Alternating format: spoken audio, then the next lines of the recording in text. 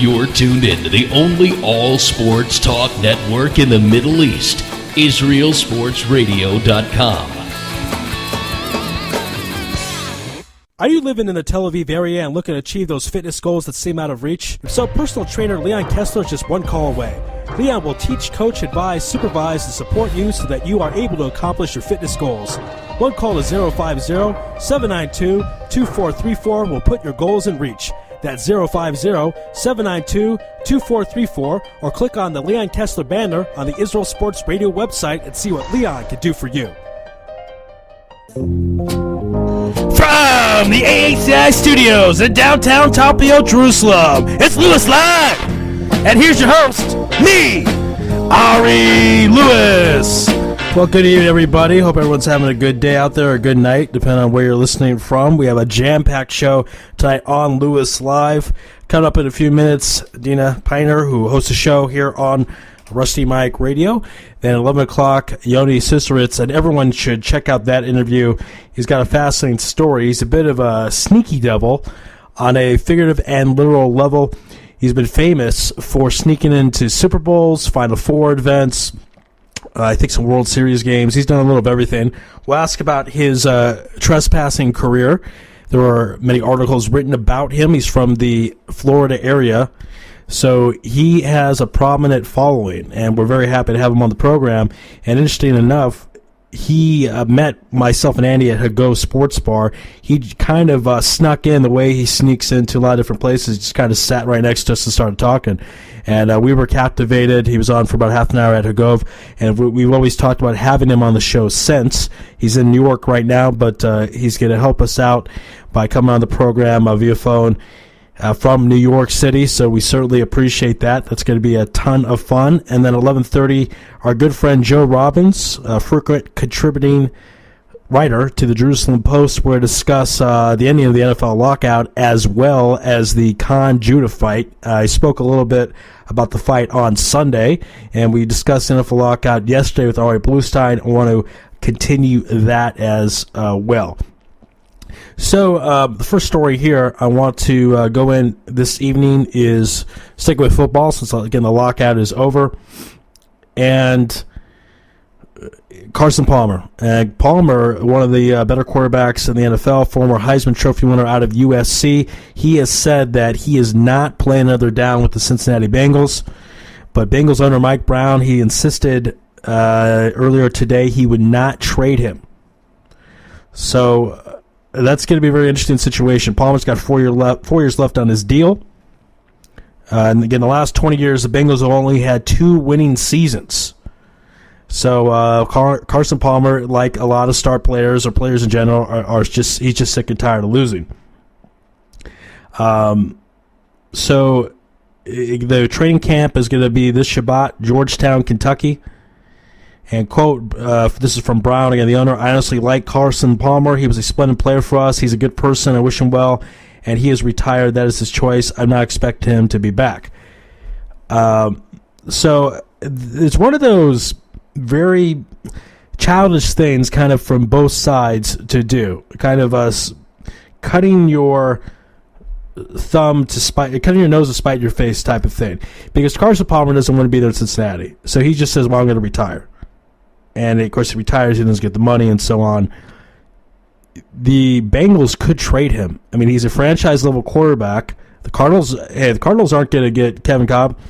I wouldn't mind having Carson Palmer behind center. You get Carson in. Cardinals could give the Bengals some draft picks. Any team out there, I think, will give up a third-round, fourth-round draft pick for Carson Palmer. Why not get something out of him? But out of stubbornness and stupidity and childlike activities, Mike Brown's not going to do that. He's just going to have him be retired.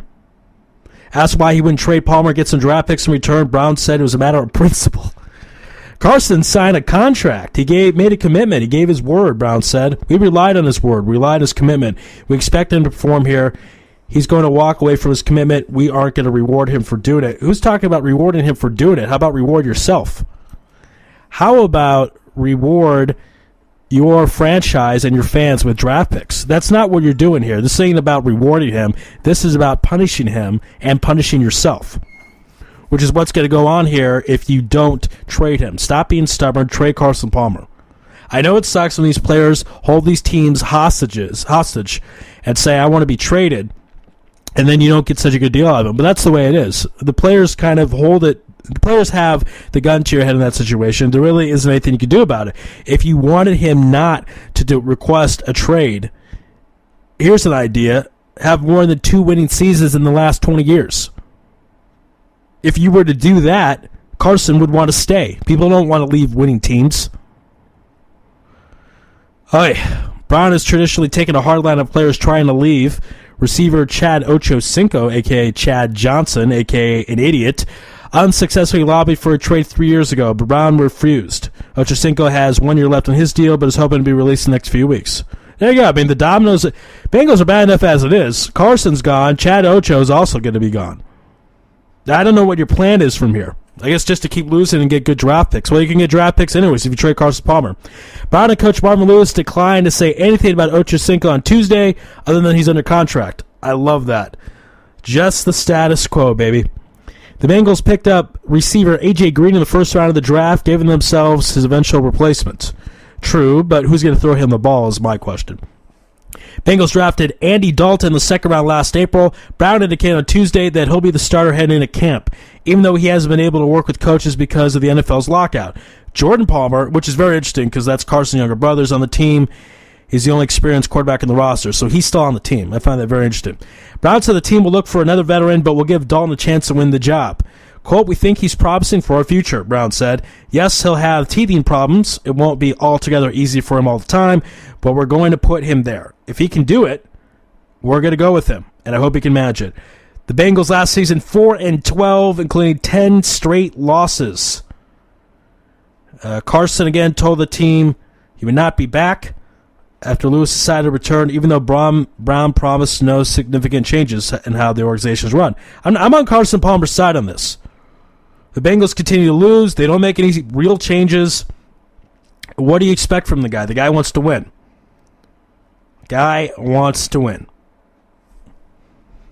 Bengals originally planned on having their players report at Georgetown College, a 90-mile drive south of Cincinnati, on Wednesday and have the first practice day later.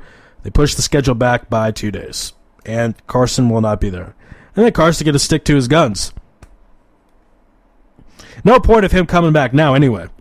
I mean, the players have all been against him and said that they don't want him back. He passed last season 26 touchdowns, 3,970 yards. That's pretty darn good. Pretty darn good. And just a shame that he's not going to be in the NFL. He's one of the better players in the league and really belongs in the NFL. He's a starting quarterback. He's a franchise quarterback. It's a top 10 QB, and he should be in the league. And Mike Brown should not be stubborn, not be childish, not be childlike. Do not cut your nose to spite your face. Trade him and get some draft picks. There are plenty of teams out there that would gladly trade some draft picks for Carson Palmer. There's no doubt about it. No doubt about it. So stop being a baby and get it done. That's my opinion there. All right, we're going to take a commercial break. When we come back, Dina, everybody, on IsraelSportsRadio.com. Are you having computer issues? You just got to try these guys. Tiger Computer Services, 050-708-1599. All of Jerusalem is talking about them. They're super experienced, efficient, reliable, and honest. Their lead technician has over 20 years experience and holds a BS in computer science from a top American university. Mickey from Macavia says, I won't let anybody touch my computers except for Tiger. So call Tiger Computer Services, 050-708-1599. Believe me, you'll be happy that you did. Ruben from Baca says, I've had many technicians in the past, and these guys are some of the best I've seen. Laptops, desktops, netbooks, Macintoshes, iPods, iPhones. All hardware and software problems, advice, and instruction. The next time you need a very experienced and honest computer technician, call Tiger Computer Services at 050-708-1599. Mention Israel Sports Radio for a 15% discount for all new customers. Are you living in the Tel Aviv area and looking to achieve those fitness goals that seem out of reach? If so, personal trainer Leon Kessler is just one call away. Leon will teach, coach, advise, supervise, and support you so that you are able to accomplish your fitness goals. One call is 050-792-2434 will put your goals in reach. That's 050-792-2434, or click on the Leon Kessler banner on the Israel Sports Radio website and see what Leon can do for you. Midreshet Devora, a Dati Leumi post-high school program which educates minds and broadens horizons. Located in Baca, the lovely Jerusalem neighborhood provides an excellent background and setting for a tremendous education. Our students learn, love, and feel the land of Israel and get tools which will last them a lifetime.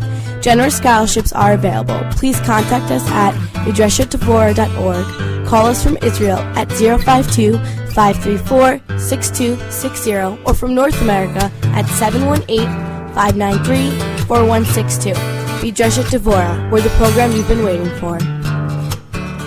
DJ Venom, DJ Venom, DJ Venom, DJing parties throughout Israel, birthday parties, weddings, club events, bar mitzvahs, bat mitzvahs, and much more. You pick the type of music and DJ Venom will turn your event into the party of the year. Available Sunday through Thursday. Call 052-952-6506 or email djvenom1984@yahoo.com.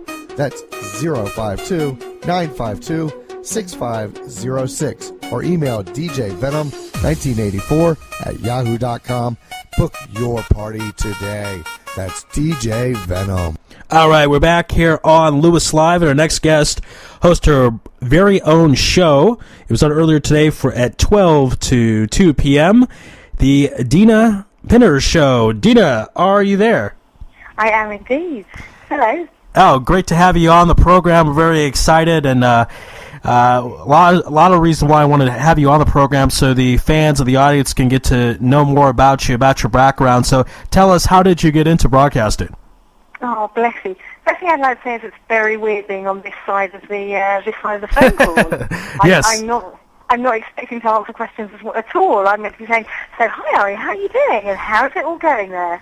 It's very bizarre to be on this side. Yeah, well, it's good you learn the other side. So then when you're asking questions, when you're in people, now you know how they feel. So it's good. I know, it's really true. Now I know what it's like. How did I get into it? I was the graphologist on Sharon Wagner's show. I'm a graphologist. I read handwriting. Oh, yes. Handwriting analysis. You know, about a year and a half ago, Andy was telling me about you. And I kept saying I wanted to come in and write some stuff. I was a little nervous because I think if you would read my handwriting, you would detect that I am a psychopath. So I was a little nervous. Dude, let's do it. Let's do it on one of our shows. Okay, I'm down. I mean, apparently what you said about Andy was spot on, so that made me believe in those powers of yours. Oh, that was right at the beginning. I remember that. Yeah. Yeah. He's very talented with a big past. Right. He said, how'd you know that? How'd you understand that? Let's talk about that. How did you get into being a graphologist? I mean, I say that my grandfather taught me. When I was about 10 years old, we got a handwritten note through the door. You know, one of those adverts that used to be handwritten. I don't know if you even had them in America. And I was sitting on my grandfather's lap. I was about 10, and he went through this letter saying why this man was a charlatan and why we should definitely never do business with him and why we should never use his product. And it just really fascinated me. And then the next day I went into school and I got a piece of work back from my teacher, and I started telling her things about what she was like. And I didn't really give it a second thought, except my mum was called into the head teacher's office. So I suddenly realised this was like something really serious. So when I was older, I started reading books and stuff like that, and I just seem to get it. It seems to speak to me, and I seem to be able to know what's going on for people from their handwriting. So is this a craft that someone could study and learn how to do it themselves? They don't have to be born with it? The gift, they can learn about it? I think so, yeah. I think you can read books. There are courses that one can do. I think one needs to have an aptitude, and I trained as a counsellor, and I understand people. I also trained as a teacher, so I feel like I understand people. I feel like one needs to have an understanding of people. But yeah. read books and figure it out. So, I guess I'm going to ask this because I'm a guy and I always look things kind of from a power perspective. If someone could master this, how could they get power? Because let's say they know about someone's past. From there, would I guess what I try to say when they talk to someone, have you ever freaked anybody out because you told someone about their past because you saw the handwriting, and then they were like, oh my God, how did you know that? And then they're a little weirded out. I mean, that's one of the problems, is that I do tend to weird people out always, every time. Even if it's a professional reading, even if it's not just kind of on the radio for 5 minutes, even if it's a professional, I sit with people for an hour and 10 minutes. And the trouble is that it does always freak people out, because it is weird. It's a weird thing. I sit with this piece of paper in front of me. My favourite game is when people used to send each other birthday cards. That's my favourite game, is telling people about their friends.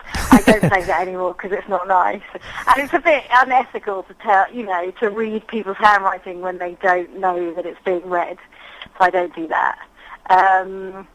But so it does freak people out, and there's something there's something that worries me about it, even though it's an amazing tool and I can really help people. If you're stuck, if you're thinking about where to go next with your career, or with shidduchim, or with couples, if they're stuck somewhere, I can really help people.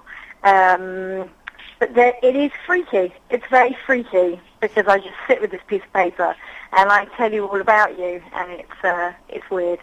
Now, I'm kind of weirded or scared that if I sat in on one of your shows and did this and you would read this on the air, that people would be concerned with what you read. So if you were reading and figured out stuff about me and it got to a strange point, would you then stop and say, I can't continue talk about this anymore on the air? No. The first thing, I'm very nice. And even if I say so myself, no, I'm kind, I don't reveal things that you don't know already. And really, the stuff that I tell you is only stuff that you know already. And I don't suddenly I wouldn't reveal some big secret, Like once I could see, well, it happened. It happened that I was at some kind of a gathering, and people were giving me their things, and it was clear that one of the men who had given me his writing, he was married with 2 children, and his wife was expecting the 3rd child, and he had just embarked on an affair with a man. So of course I stopped talking. Wow. And of course I'm not going to reveal that in front of a big group of people. But then I did. I went to speak to him afterwards, and I said, look, you've got yourself into massive trouble, and you need to think about this, and you think about what you need to do. And he did end up going for counselling, and they seem to figure it out now. That was 3 years ago. So now 3 years later, they've somehow figured out a way to manage their life next to each other, no longer together. But of course, I'm never going to say that in front of anybody. And it was really sad, actually. And that's the thing. Like, if I see something that's really sad, then I get sad, because it's sad when people discover things about themselves a little bit too late. Right. I mean, it's not always all pleasantries. Sometimes you see sad stuff as well. It's part of the job. Actually, that's what I want to ask you. So you mentioned professional reading. So is this point a main profession of yours, or something you do on the side? How much time do you dedicate this part of your life? So now I dedicate less to it. I'd say a couple of hours a week, but I'm always available, and I love it. It's an amazing thing. It's an amazing gift, and I kind of call it a side step. It's like just a little bit of a wake up call for us. Something's going on, and I just kind of name it, and then it gives us the chance to explore what needs to be explored and move on in whichever direction we're going to move on to. Mine's just sort of a quick, it's like the jump start, in the car when you jump start a car. And but basically, is this partly a way to kind of make part of stuff for yourself, that people can come in and they can learn more about themselves, and then kind of you can direct them with certain career choices or relationship choices as well? Yes, it is. Okay, excellent. Yes, it is, and I can be contacted. Yes. My email address. I'll tell you what, I'll let you give your email address now and at the end of the interview, so go ahead. Wow, thanks. Absolutely. So my email, so you can contact me at the station, info@rustymicradio.com. You can find me on Facebook. I'm Dina Pinner, DINAPINNER. And you can also email me. I've got a special email address for the graphology. It's graphologyhadracha, GRAPHOLOGYHADRACHA @yahoo.co.uk. Okay, great. So everyone should contact Dina if they want to learn more about themselves and be freaked out, because I think Andy was a little freaked out, but it was all good fun, from Andy's perspective, because he his past was active, but he didn't do anything where he had to go to jail, so that's good for Andy, right? Oh, what I could see with him was that he had some really happy memories, that he'd really had a good time. Right, absolutely. Now, so it's interesting. We segued to the graphology, but it's a really cool thing. I'm going to mention it a little more later on. Actually, I'll mention it right now. I think what I'll do is, before I leave tonight, your show is every Tuesday from 12 to 2, right? Yes, it is. So I guess I could do it Monday night. It's not a rush, but I'll write something before your next show and leave it here. And if it's okay with you, I'll call into the show and we can go over what I wrote on the air. Nice. Nice idea. Yes, again, it'll be, and you could tell me more of the real stuff off the air, because again, it'll probably be pretty intense at its side. So now you did graphology on the Sharon Wagner show. So then from there you spawn off, or spawn is not a nice word, but you branched off. That's a better word to say, into your own show. Tell us about that transition. So at first I sat in for Sharon. She went on maternity leave. And at first I sat in for her. And then she got a job, a proper full-time job. So I got her slot. Wait, hold on. Someone in Israel got a full-time job? That's pretty newsworthy right there. Yeah, really. I barely know anyone with a full-time job. Do you? No. I don't think I know 5 people in this country with a full-time job, at least personally. Yeah. I mean, I guess the Prime Minister has one. I know of people, I've heard of people, but I think personally, I don't think I'm in double digits. I'm pretty safe with that. Yeah, I mean, I think in Tel Aviv there are people who have full-time jobs. Right. Kind of 9 to 5 where they go to an office. But I think I know, also about 5 or 6, maybe 6. 6 would be pushing it. I heard a rumor, I think someone in Beersheba has one, and there might be 1 or 2 in Herzliya, but we're obviously not going to go crazy here. I'm not going to jump to conclusions. These are rumors I heard of, nothing to be it's proven to be true or not. So this is what I heard through the grapevine. So it could be not. Yeah. I hear you, brother. I hear you. So you took over the show, and then at that point you found, hey, I have a talent in doing the show. And what happens on your show? You play music, talk. Obviously, graphology is involved, but tell us what you do on the Dina Pinner show. So the truth is that I do much less graphology now. So I haven't done graphology for ages. I used to do it on Nettie's show, and I really hope that she comes back soon because I really miss her. Yeah. But I would do it on her show. My show is music and chat. Nadia Levine is on at 12:20, and we do What's On This Week in Jerusalem, and we talk about fabulous things that are going on in our city. Now, have you ever analyzed her handwriting? Because I think she's got some interesting stuff to her. Because she was pretty crazy when she was on my show. Oh yes, she was. Yeah. She became a Rusty Mike regular for a number of weeks then. Yeah, because she's promoting Woodstock. She came to me on the July 4th event, the A-side event, and said, "Hey, I need to be on her show." I was like, "Okay, why not?" And she said she was doing the interview while she was sleeping, so that was pretty impressive. Never heard of that before. She's a very talented woman. Yeah, I'll say. Yes, I have seen her writing often, many times. But no, she doesn't like she doesn't like graphology. She doesn't like this kind of stuff. But I get it.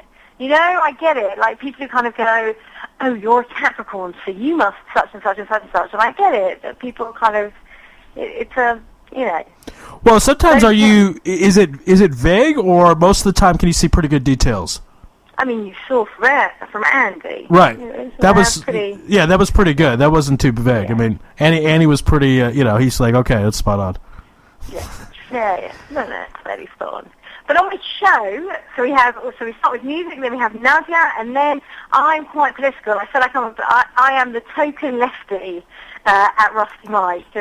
So I always have people on who are kind of doing social action stuff, or just, so this week, Rabbi Adam Frank of Morashi Israel was on. Last week was all music. But the week before I had Ivrit Rosenblum, who set up New Family, which is helping push forward the agenda of civil marriage and allowing different forms of families to form and to make them easier, to put them into the legal system in Israel in an easier way. I often have Sam Daniel of Greenpeace on the show.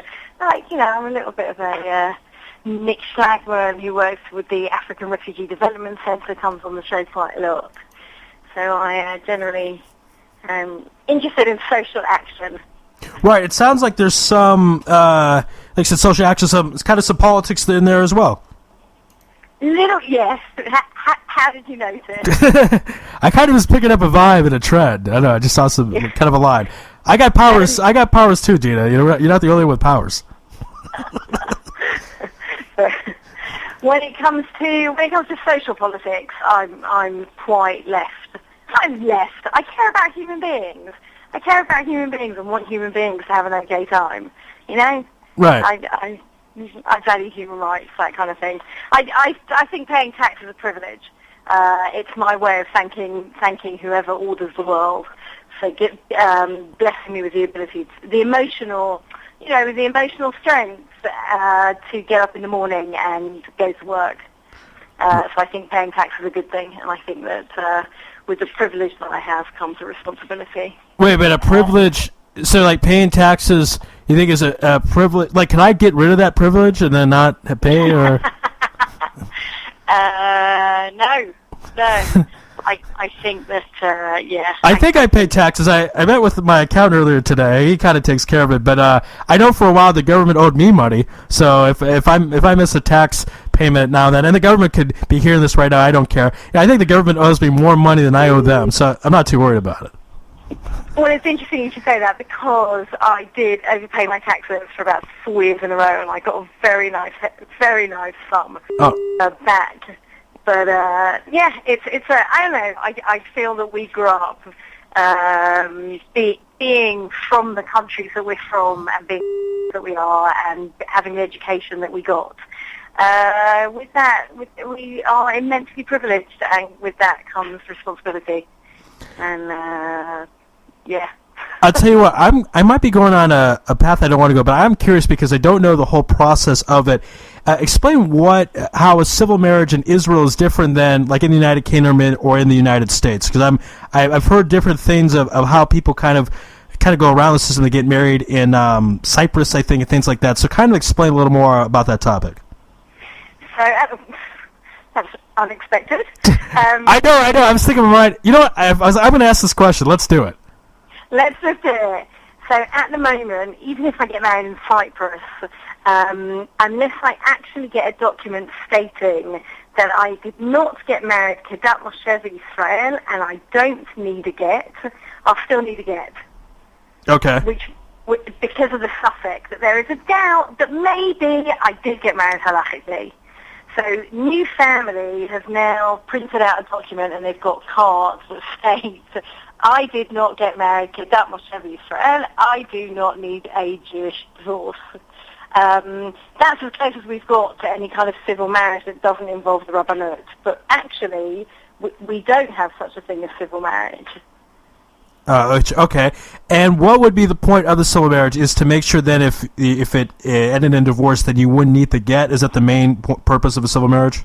Yeah, that's kind of. I mean, I think that for other people, it's also just about religion and about separating religion and the state. The truth is, I'm English, so I didn't grow up with the separation of church and state, and I think that England has really figured out church and state brilliantly. I think England's an amazing model of having a church and a state that can work together, and a head of a church who is also the sovereign, and I think England figured it out very well.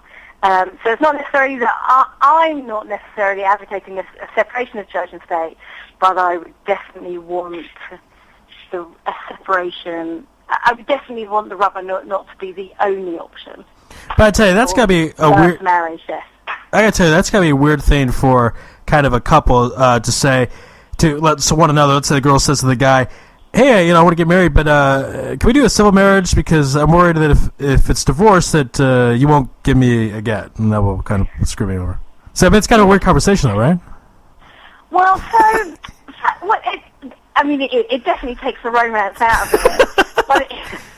But I feel that at the moment, those of us who are worried about it, it's not really about detracting from the romance.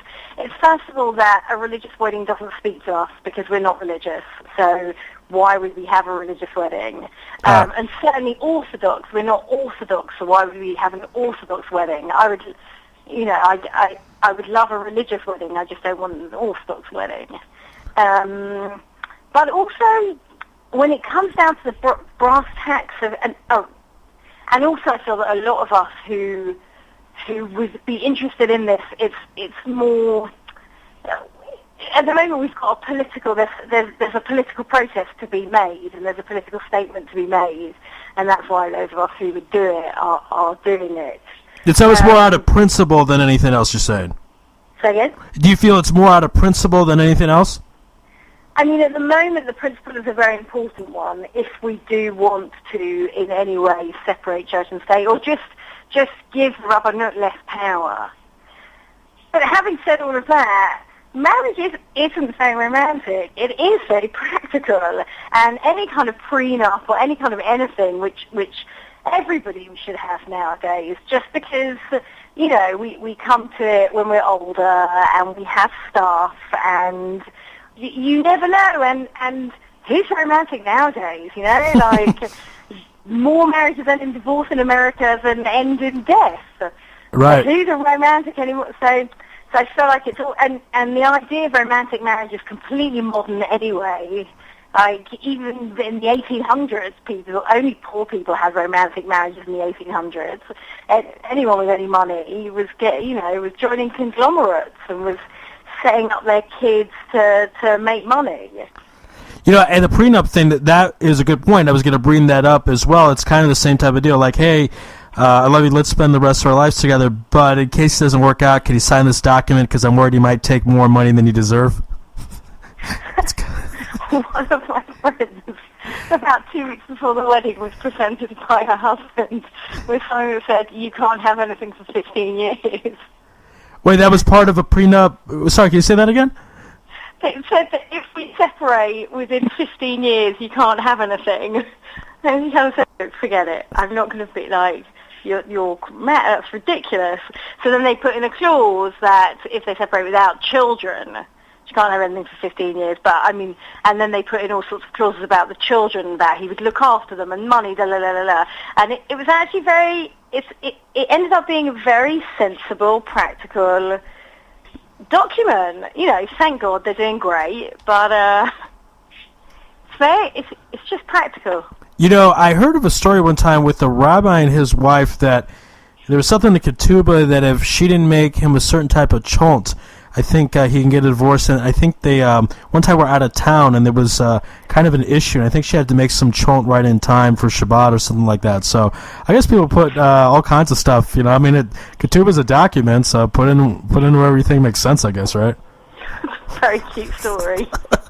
And that, I don't mean to sound all chauvinist or say he was chauvinist. I'm sure she had things that she wanted and whatever. But really, I hope so. You're trying to go there? I'm trying to say that it was fair and even, and I don't want to say that it was just one-sided because that wouldn't make my sex look good. So I'm just saying that's all. I'm just going to give you the rope. You can hang yourself as much as you want. I think I did a long time ago, but now But again, you'll find more about it when I do the writing, and you'll read about it, and it's not the first time I'll harm myself. What now? So on your show, how long? Actually, I should ask you this: how long have you been doing the show here on the station? I was trying to remember. I can't remember. It's I think about a year. Sharon's daughter is about a year, so it's about a year. But the truth is, I can't remember. It's been so wonderful that I can't remember. I was going to say that the time has flown by so fast because it's just been so much fun, and that you're not sure the exact time. Exactly that. No, the truth is, I love it. It's my favourite thing that I do. I absolutely love Rusty Mike Radio. I love that we've all got the opportunity to be on air, and just presenting is just it's just fun. It's just really fun. I get to play fun music, speak to great people, interact with great people on that chat button. I love the chat button. Just really nice people and really interesting people give me random facts. I get corrected by people. It's just really fun. Yeah, it's a Jewish country, of course. Yeah, I love it. It's brilliant. That happens. There's nothing like being corrected. I love it, especially when people have no idea what they have to talk about. That to me is the best.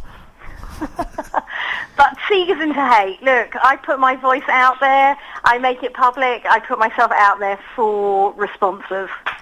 Right. I mean, you put yourself. Yeah, I'm definitely happy. It's part of the game. It's part of the deal that I put myself out there. People can criticize, and I like it. It's just energy. That's the way I look at it. Just try to mold it, jiu-jitsu it to my advantage. That's all. That's the way I try to approach it. Wow, that's very consumerist of you. Yes. I don't know what that word means, but I'm going to take it. No, I kind of know what it means. Oh, okay. Now, I was looking for your rebroadcast. Very interesting, because you're on live Tuesdays from 12 to 2, but your rebroadcast is earlier in the day at 3 in the morning. Is it? That apparently is according to the schedule. It's from 3 to 5 according to the schedule. Oh, it says 3 to 4, but Richard Freeman's on at 5, so I assume it should be 3 to 5. Oh, interesting. I've been wondering where my rebroadcast has gone, because it was from 10 till midnight. So, I mean, that's what it says here on this schedule. Could be on another time, but that's what I see here Tuesday from, it says here 3 to 4. So, that's pretty awesome. I think I finally got my rebroadcast. I was told Saturday night. Of course, it's not on the schedule yet, but hopefully, everything in its time. Rome wasn't built in a day, right? Exactly. And nor was Rusty Mike Radio. That's right. But you are sports. Why are you talking to me? I'm not sports in any way at all. I'm glad you brought that up. I was about to ask you, so tell me some of your favorite sports teams, especially in England, soccer, football, or whatever. That's a big deal. So Manchester United, Tottenham, Birmingham. What team did you like over there? I like the Tottenham ladies. The Tottenham ladies are amazing. The women's Tottenham Hotspur team are absolutely brilliant. They are in a class of their own. Did you watch the World Cup? I did, actually. Last summer it was hilarious because the U.S. and England went to a tie. And that was I got a lot of joy out of that. I'm talking about the Women's World Cup that was just now. Oh, the game where the U.S. blew it against Japan, and they had 2 chances to win and screwed up. They played really well. Who, the U.S.? Yeah, the Americans played really well. It was a really good match. You know how America is. Second place is the first loser. We don't want that. We want to win. The Americans, first of all, the fact the Americans don't know how to play football, they played very well. But they fought their corner, but the Japanese women were amazing. You talk about looking defeat right in the eyes and getting out of it. And it was impressive from the Japanese ball club that 2 times they were about to lose, and they came back and tied it up and then won in the penalty kicks. So women's football is on the map. We hope so. I mean, look, in all honesty, and look, you might not like this, because I sense a certain, the protection of women. I'll say it. Women's soccer in America was on the map the second Brandi Chastain ripped her shirt and showed her bra. And that's honestly, I don't know what you're talking about. In 1999, the women's team won. Brandi Chastain kicked the game-winning kick in the penalty kicks. She ripped her shirt off and showed her bra. I'm not making that up. Any American guy in particular, if you say women's soccer, that's the first thing they're going to think of. Look, if it's going to get your attention, just do it. If the men are that shallow that's what they're going to see. I'm that shallow. I don't really remember much of the game. Although what was cool about that game, Brandi Chastain actually accidentally scored a goal against her own team. So she was able to redeem herself. I really like that. But I like the ripping of the shirt and showing the bra more than her redeeming herself. Let's be honest with you. Yeah. You want to stay on this topic, or you want to move on? Actually, that's the end of the interview, pretty much, because it is a quarter to take a commercial. But everyone can catch the Dina Pinner Show every Tuesday from noon to 2. Oh, I had another question for you. What's it like at the end of your show when Mimi's not there and she shows up late? Is that like... She is never ever late. I don't know what you're even asking. Because your show really is from 12 to 2:12 p.m. every day. And then Mimi starts her show at 2:15. First of all, I'd like to say she has been on time for the last 3 weeks, and it's been great. Wait, what? Wait, hold on. Say that one more time. What has she done? She has been on time the last 3 weeks, and wow. It's been great. The audience loves that. Holy cow. It's been really nice to hand over to her. Really nice. Before that, I did often go past 2 o'clock. But I don't do that now because she's there on time, and it's really nice. And we get to say hello nicely, and as opposed to me rushing out the studio and her running in. Yeah, I actually had her on last night, and she's got a great voice, one of the best in the business, and she gets the tardy thing down where she's not tardy anymore. I mean, sky's the limit for Mimi Borovich. Bring it on. Bring it on. Yeah, and then maybe you're the inspiration of why she's coming on time. She's like, hey, I don't want to leave Dina just having to go on for an extra 12 minutes. Dina's got stuff to do. Her show is a 2-hour show, not a 2-hour, 12-minute show. I need to get in gear and get it here on time. So you could be the inspiration for her. You turn it all around. It's just look. The fact that we get to be on the radio is just great. It's just massive fun, and thank you, Rusty Mike, for allowing us to to be on the radio. Yes, Mr. Mike. Actually, I'll tell you another thing.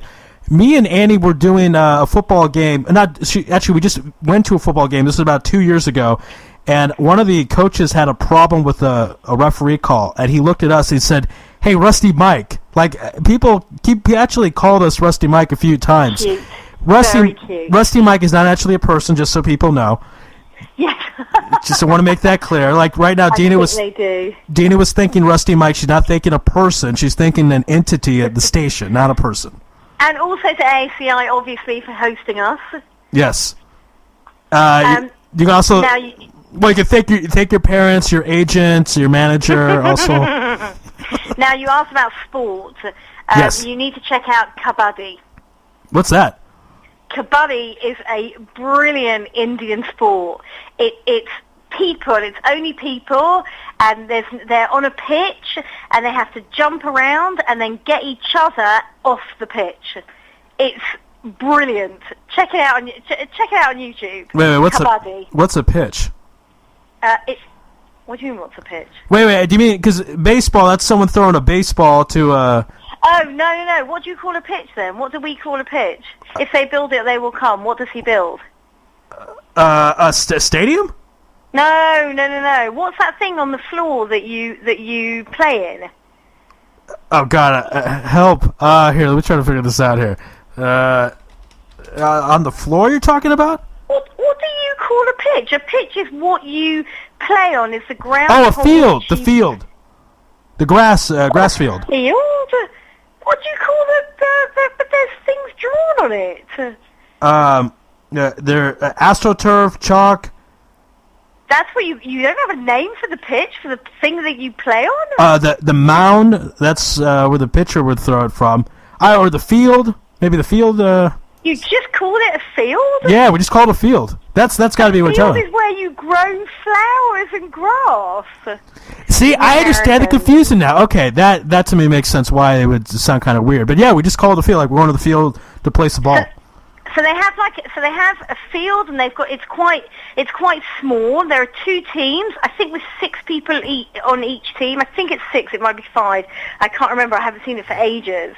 And they have to jump around on each side of the field, and they're in quite close contact. And then they have to push each other off the field, out of the demarcation marks. Wow. That sounds kind of violent. It's a really cool game. While saying kabaddi all the time, it's a great game. Do you play this game? Do you play this game yourself, by the way, Dina? I have never played it in my life. I would love to try it. It sounds so violent. Maybe we can get an Israel organization of kabaddi. It's kabaddi. I think it's with a B. Kabadi. Oh. I think that's how you spell it. I might have it completely wrong. I might have remembered it completely wrong. Kabaddi. Yeah. Interesting. Okay. Well, I guess teach their own, as they like to say. Kabaddi. Okay, so I can find that up on YouTube. You're saying? I'm gonna. Yeah, you can see games of it. It's click that right now. insane. It's wicked. Wow. I'm kind of getting nervous about it. Kabaddi. Oh my God. Look at this. Oh, wow. Goodness gracious. This is on dirt field. These guys do not have shirts on. They're like ripping each other apart. They're not ripping each other apart. What are you talking about? Well, okay, they're holding hands, actually. All right. Yeah. It's a great game. You'll watch it 3 times and you'll be addicted. This almost looks like rugby on dirt. Yeah, it's rugby without a ball on dirt. Oh God. This game was made in India? I saw it from India. I think it's exported around the world now, but it's originally an Indian game. Wow. Well, I guess the people in India got a lot of time on their hands to play this or something. I don't know. It's very interesting. I mean, I guess what's good about it, and by the way, I actually mean somewhat serious that sports a lot of times of what becomes popular in certain regions and areas, a lot of times is based on economics. In all honesty, absolutely, yeah. Soccer is so popular because it's very cheap to play. You just need a ball. India is an impoverished country, and you don't really need anything to play this except people and dirt. Yeah. And I do think that's why football never made it big in America, because it isn't. You can't do loads of commercials around it. It can't be some big game like football. You just have a ball and lots of men running after it and women. Like I feel like baseball. You can have intervals every 3 seconds and loads of adverts, and you can eat loads of food, but football's just not like that. Right. And American football as well, you can stop it every 3 seconds. It can be this huge, capitalist orgy, whereas that was nice. Hey, now you're the one hating yourself, so there you go. It all comes in full circle. You're just obsessing over kabaddi now, aren't you? Actually, it is, isn't it brilliant? Everybody else, go and Google kabaddi and go and check it out. But listen to Andy at the same time because he's got a great show. Yeah, absolutely. And, of course, you have a great show as well. They can catch it every Tuesday from 12 to 2. And if you somehow miss it, check the rerun a few hours earlier at 3 in the morning to 5 in the morning. And give your contact information one more time if anyone wants to check out your graphology services. Graphology Hadraha at yahoo.co.uk. Graphology, Graphology, Hadraha, Hadracha, at yahoo.co.uk, or you can contact me via the station at info at or office at rustymicradio.com. Info, I can't remember which one. Oh, office. There's the contact us, right? Yeah. Contact us at, I think, rustymicradio.com. Is that also? And then, of course, you're on something called Facebook as well, correct? Yes, that thing called Facebook that not many people have heard of. My name's Dina Pinner, DINAPINNER. And you're born on December 22nd. Was that a Capricorn? What sign is that? Yes, I'm on the cusp between Capricorn and Sagittarius, but my grandfather, the same graphology one, said that I'm definitely Capricorn, so I'm Capricorn. Okay, and now, is part of the characteristics of being a Capricorn being a graphologist? Is that like related? I don't think so. Oh shucks. A Capricorn. Okay. What is the dates for that? Is it November to December? Because I think my roommate in Arizona, I think, is a Capricorn. He's born December 7th. December the 22nd to January the 21st.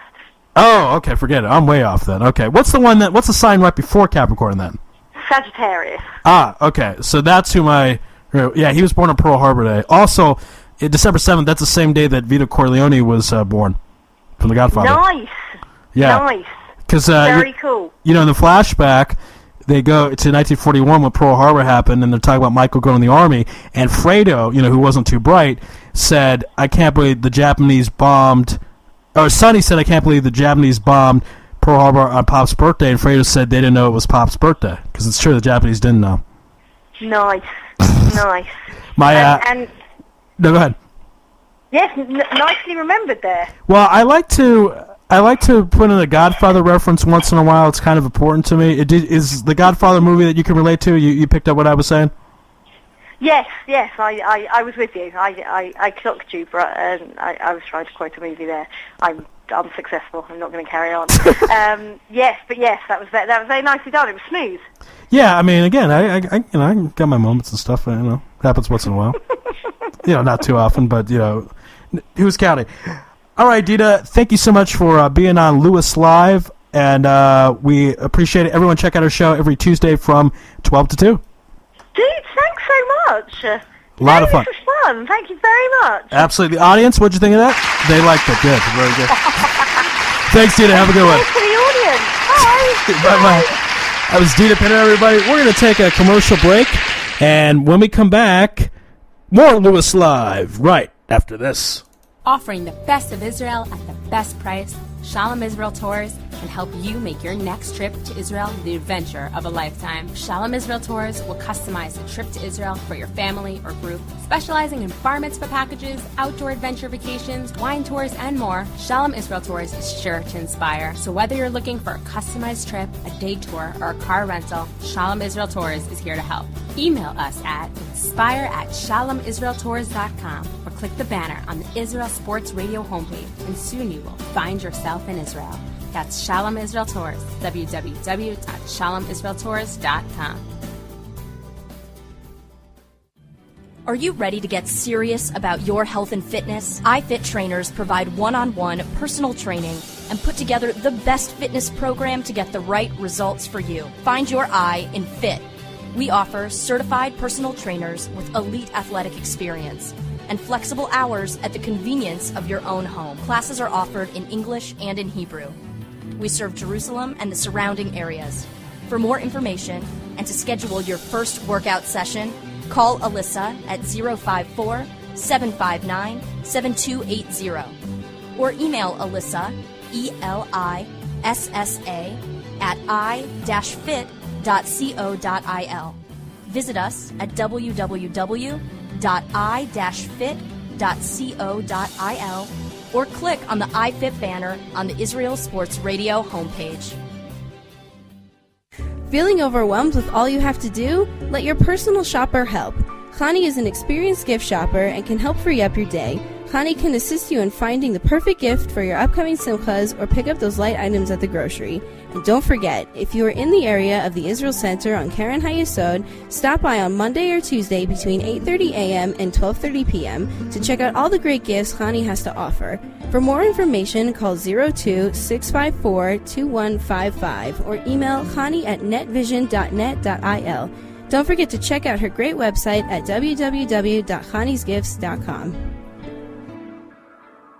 Israel Sports Dynamics specializes in football consulting, equipment, uniforms, and more. Great brands such as Nike, Russell Athletics, Schutt Sports Products, and many more. Just one call away. With over 30 years coaching experience with university and professional athletes, Terry Hill, owner of ISD, can advise you for all your sports needs. Call 054-581-3248. That's 054-581-3248 or visit our website at www.isdisrael.com. If that's not easy enough, click on the ISD banner on the Israel Sports Radio website and be part of the game. All right, back here on Louis Live. We're going to take another commercial break and be back with Yoni Sisoritz after this.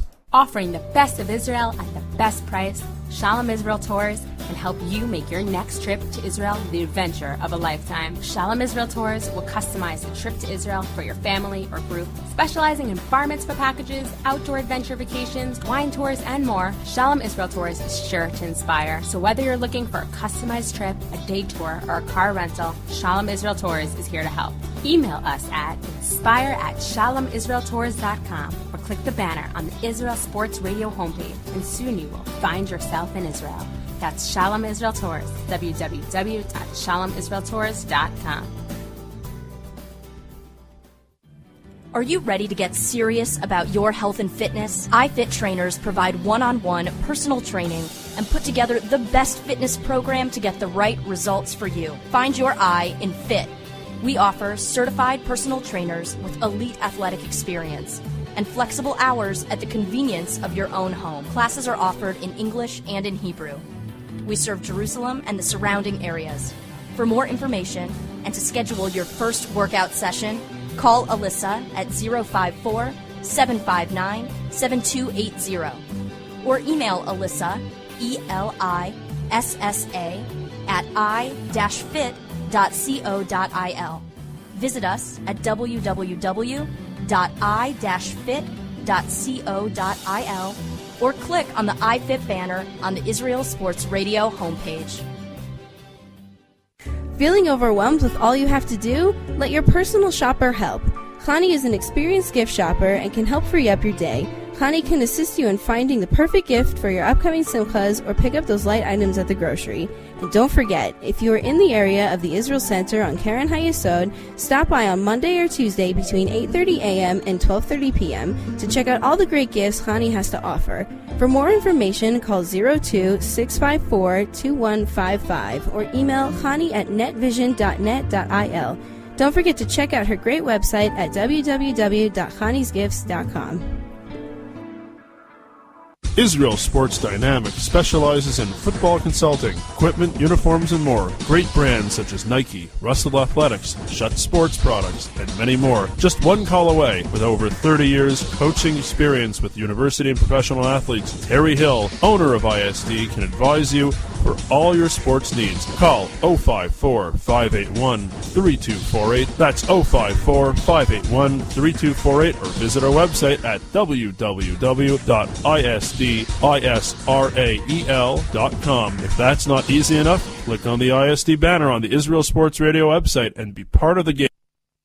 Offering the best of Israel at the best price, Shalom Israel Tours can help you make your next trip to Israel the adventure of a lifetime. Shalom Israel Tours will customize a trip to Israel for your family or group. Specializing in bar mitzvah packages, outdoor adventure vacations, wine tours, and more, Shalom Israel Tours is sure to inspire. So whether you're looking for a customized trip, a day tour, or a car rental, Shalom Israel Tours is here to help. Email us at inspire@shalomisraeltours.com or click the banner on the Israel Sports Radio homepage, and soon you will find yourself in Israel. That's Shalom Israel Tours, www.shalomisraeltours.com.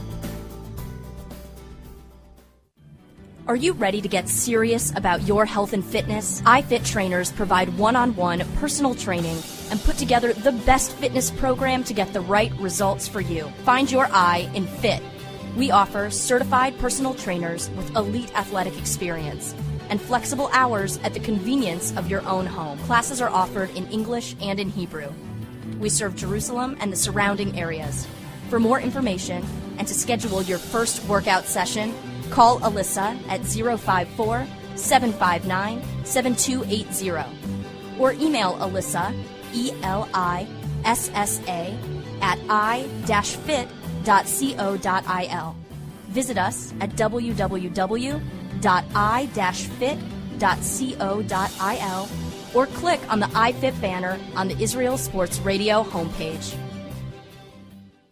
Feeling overwhelmed with all you have to do? Let your personal shopper help. Connie is an experienced gift shopper and can help free up your day. Connie can assist you in finding the perfect gift for your upcoming simchas or pick up those light items at the grocery. And don't forget, if you are in the area of the Israel Center on Karen HaYesod, stop by on Monday or Tuesday between 8:30 a.m. and 12:30 p.m. to check out all the great gifts Connie has to offer. For more information, call 02-654-2155 or email Connie at netvision.net.il. Don't forget to check out her great website at www.conniesgifts.com. Israel Sports Dynamics specializes in football consulting, equipment, uniforms, and more. Great brands such as Nike, Russell Athletics, Schutt Sports Products, and many more. Just one call away. With over 30 years coaching experience with university and professional athletes, Terry Hill, owner of ISD, can advise you for all your sports needs. Call 054-581-3248. That's 054-581-3248, or visit our website at www.isdisrael.com. If that's not easy enough, click on the ISD banner on the Israel Sports Radio website and be part of the game. All right, back here on Louis Live, and our next guest is the man when it comes to going to sporting events, whether he has a ticket to it or not. He goes where he wants to go, and he even was able to get on our show back at ago. We talked about having him back on the show, and now it is finally time. Yoni Skurwitz. Yoni, how you doing today? All is well. Thank God, Ari. How's it going over there in the Holy Land? It's going great, man. A lot of fun. We certainly miss you there. How long have you been back in New York for? Oh, I live in Hollywood, Florida. I've been here for about a month, and it's been chill. Just been working and getting ready to start school in August. Right. Somewhere the New York connection. Are you going to school in New York? Yeah, I'm going to Queens College and Yeshiva Madrigas Adam in Queens. Okay, right. So sorry for the confusion, but guys, in Florida, you certainly have made quite a reputation and are well known. And tell us about some of the fun places you've gone to, some of the cool stories of sporting events that you've got that kind of, let's say, snuck your way in. We'll just use the terminology. I mean, Ari, I could be on the show for like hours, just like telling you all the stories. I mean, like I don't know if you saw like there was like the blog about it, but I mean like. So, the sneaks were incredible, man. I mean, the highlight of them all was, of course, the Super Bowl 44 back when the Saints beat the Colts, and that was. We'll get back to that story, but there was also the BCS National Championship when Tim Tebow and the Gators beat Oklahoma and Sam Bradford, and that was crazy. And there were 3 Orange Bowls, Dolphin playoff games.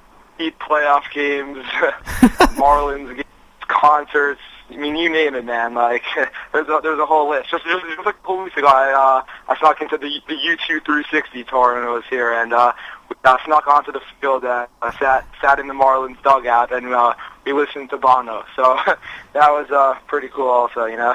Well, I'll tell you. Let's start with the Super Bowl 44 story. That was one of my favorite stories. Colts Saints, and where did the game take place? Was that game in Miami, or I forget where? Yeah, so that was in Miami at Dolphin Stadium, which me and my 2 friends like to call our second home. Because like you don't understand, Ari. Like we really know the stadium. Like I could tell you where every little exit entrance. Like I close my eyes and I could see the stadium right now. You know, it's great.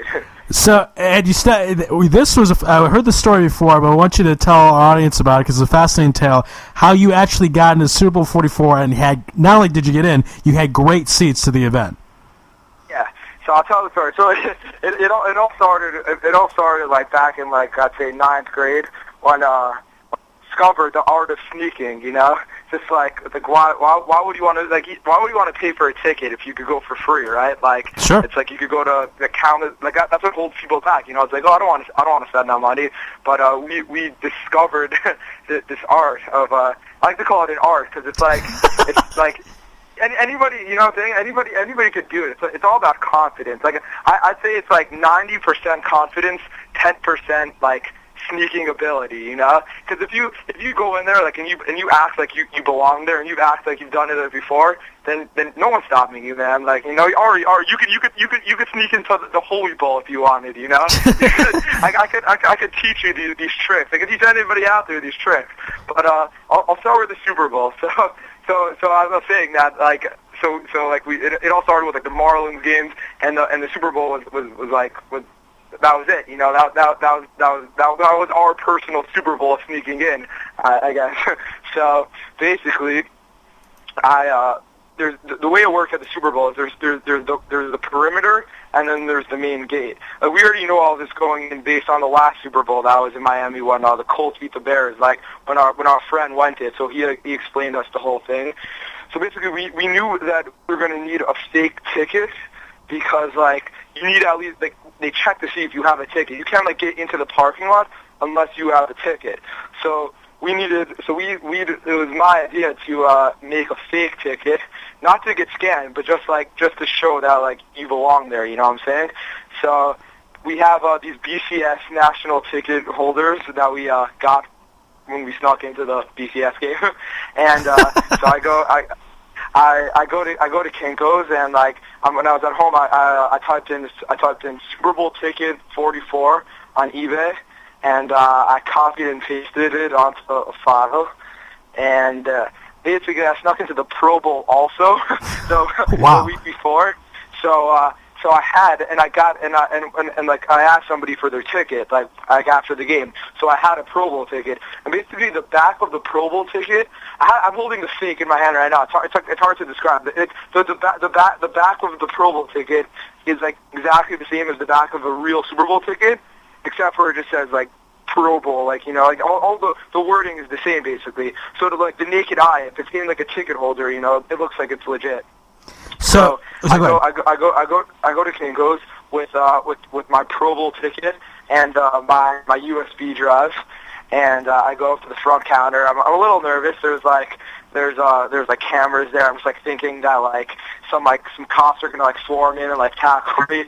So like I go over to the front. I'm like I need you to copy this file onto the back of this ticket on cardstock paper. Because cardstock paper is like the ticket material for most of the tickets. So the guy behind the counter is like, buddy, like I can't do that. That's forgery, you know. Like I can't, like I'm not, like if my boss catches that I did this, like I'll be in big trouble. And I'm like, no, dude, like don't worry about it because I'm having a Super Bowl party at my house, and I'm using the tickets like as invitations to invite people. So the guy was like, oh, okay. So he's like, how many tickets do you want? Like invitations? I'm like, 2. Like me as being really cheap, you know, I don't want to, can't lay down that much money, you know. That cardstock fake tickets are expensive. So I think he knew what was going on, but he let me do it anyways. And I ended up getting 4 tickets because it was me and my 2 friends, and whatever, it's easier to get 4. And so we have our tickets, right? We have our tickets. In our BCS national champion holders, you could see all the pictures, by the way, on Facebook. It's all under there, under snuck into Super Bowl 44. for those viewers who want to check this out. We're looking at it right now. Go ahead. Yeah. So what's it called again? Fine. So I get to the my friend. So it's me, my friend Moishi, and my friend Hassan. His name's Oriel Hassan. It's funny because he looks like an Arab, so like, but he's a Jewish Arab. So it's like for him also, it's like, you know, it's like whatever. So we get to the thing, and we pull up there, and it's like Super Bowl 44, big letters on the stadium. It's the moment we've been waiting for, you know. Like this is it. Like we walk outside, like take like a deep breath, like scouting it out, looking around, and listen, man, it was intense. There was like watchdogs there, Army Reserve, like. Just a lot of cops, a lot of guns, you know. There was like even snipers up there, you know. So like this is the big leagues, you know. Like we're not messing around right now. So we're watching the whole process right now going down of like how like you get in, like how you get in, and basically you have to when you get to the perimeter, which was a set up perimeter outside of the stadium, you have to show your ticket. Then they pat you down, and then you put like it's like airport security. Then you put your belongings, like your electric stuff, through a scanner, like through one of those electric scanners, and then you take your stuff. Then you get to the ticket scanner. Then they're supposed to scan your ticket, and then you walk to the actual stadium. And the thing about tickets is once you scan a ticket once, you can't scan it again. So like we knew that going in. Now we just needed to sneak past one of these things, and then basically the main gate, all you needed to do was just show your tickets, right? So and then once you show your tickets, you're in because you already scanned it at the first checkpoint. So I'm all nervous, you know. Like my friends were like, I don't know, Yoni, like. I think we should just like go home, watch this at your house. You know, you have like a nice plasma, flat screen TV. It'll be chilled out. I'm like, no. I'm like, guys, we're doing this. Like, I'm like it's like me and like my two friends who sneak into most of the things. Like I'm the one like I'm you know like I have to push them like because it's all on me basically. So I take like a deep breath. I go up and I give in. Like the guy passed me down. I show him my $2 version of a $900 ticket, and then I have my camera on me because I need to take the camera for the pictures, and the phone, and I'm so focused like on like the sneak that like that I've actually like left like I started like walking too early and like I left my camera and phone there. So and one of the tricks I like to do is like a fake cell phone talking trick. Now like I'll pretend that I'm like on the phone and that I'm really busy and like I don't have like you know what I'm saying just like it's hard to talk about it over the radio. You have to like see me doing it in person to fully understand all this. But so basically so the head of security at that section. He's like, yo, buddy, you forgot your phone and your camera. So I walk back. I'm like, crap. Like, I'm spotted out. I'm like, everybody's looking at me. There's no way I'm going to be able to do this. Then I thought, you know what? I gotta use this to my advantage. So I go to the guard. I'm like, thank you so much, like Officer Marshall, whatever his name was. I really appreciate it. Like, and then I'm like, I need to pretend that I'm like good friends with him, so like it'll look like I belong there. So then I have like a 5-minute conversation just about like, the Super Bowl.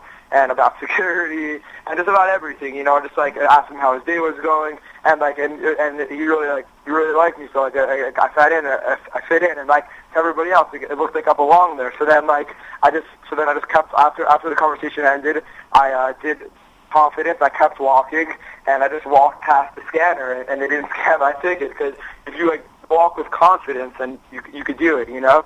So then that was the first checkpoint. So then I keep on walking.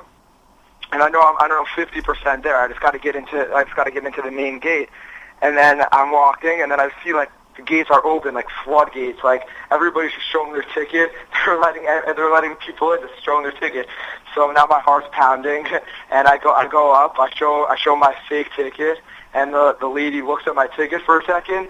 Like in that second seemed like an eternity, and she looks back up at me and she says, "Enjoy the game, sir." And when she said that, I was just like, "Oh my god!" Like I couldn't begin to like tell you how like that felt. It was just incredible. And I'm walking up that same ramp that I walked up thousands of times, but this time it was I was flying up that stairwell, man. Like that ramp, man. Like, I felt like an angel, you know what I'm saying? I was just gliding up there, and it was incredible. Like I couldn't believe it. Like it was just like I had to go into the bathroom, like into the stall, and just compose myself because like I couldn't scream like, yeah, I just snuck into the Super Bowl, you know what I'm saying? I had to really compose myself, and then after that, man, I just took it. I took like my friend Moishi, who's trying to get in, called me, and I said I was in, and afterwards he said that's all he needed. All he needed to know was I was in and he was in, you know, because like it gave him like the motivation, like, and he didn't want me to get in without him because you know like he also really wanted to get in, so that gave him the chance to get in. So anyways, so we're just taking it all in, you know, just like looking at the field and everything. We got in like a good 2 hours before the game started. Because like that's how they do it, you know what I'm saying? Like that like you have to get there early, like for the security and everything. And we're just like it's incredible. Like we don't even like believe it. Like we're it was insane. And everybody, all of our friends and family and everybody knew we were attempting this feat, and they got out fast. Like the word like it spread fast, and like the second we got in, everybody knew that we were in. Like everybody was just in like shock. Cause you understand, Ari? Like there were so many doubters. Like going into this sneak, everybody's like, yeah, fine, you can sneak into a Marlins game, fine. But the Super Bowl, $6 million of security, right. You're not going to be able to do that. And like that just motivated me. You know that's what drove me to do it. Like I got to prove these people wrong. You know, and I definitely proved all of them wrong. And to put the actual story, so we basically made friends with one of like the guards by the 10-yard line in like this wheelchair section, and we told him that we had like upper deck seats. So we just like asked him nicely. He's like, I'm a huge Giants fan, and the guy was also. So I was like talking Giants with him, and then I asked him, I'm like, is it cool if we just like if we sit here if we sit here for the first half, because we don't want to go all the way up to our thing. And the guy's like, yeah, for sure, just like lean against the wall. So like because there's no open seats, like they're all really full. It was like the Super Bowl, you know. So basically, we did that for the first half. Great seats. You could lower level 10-yard line. So we watched the first half from there, and then when the Who came on, we moved to like the 50-yard line, like in the center. And I'm just like jamming out to I'm thinking it's so funny because like the last song we played is like We Won't Get Fooled Again, and they got fooled again, you know. So it was just kind of ironic, the whole situation. And then I turn to my right and I see this huge guy. And I noticed that it's my man Brandon Jacobs from the Giants. Right. And is my favorite player. He was my favorite player at the time. And Yoni, real quick. So just to interrupt real quick. There's a picture with you with a big man. Is that Brandon Jacobs? He's that's Walter Payton's son. He okay. a coin flip. Yeah. You keep flipping through it. You'll see he's tagged in it. Brandon Jacobs tagged in it. Okay. So yeah. So what's it called again? But yeah, fine. So I'm talking to Brandon Jacobs, and Brandon's like talking about Giants, football, whatever, and then Brandon's like, wow, this music sucks. Like I'm leaving. I'm like, you're leaving the game? And he's like, yeah, I don't need to stay for this. Like I just came to be seen, or whatever. So I'm like, yo, Brandon, can I sit in your seats? He's like, sure, kid. Like you could take him. I'm leaving. So basically, me and my two friends sat a 50-yard line at the Super Bowl for free. Wow. And that value is like those tickets, dude. You have no idea. Like over $40,000 a piece. Those tickets, over $40,000 easily. Like it was just like one of those moments you'll just like never forget. You know. Now, from this point, Yodi, your legend truly took off because you were known as a guy that could sneak into places. But there were apparently, like you mentioned, a blog written about you, and you also touched upon the fact that it's $6 million of security for one game, one afternoon.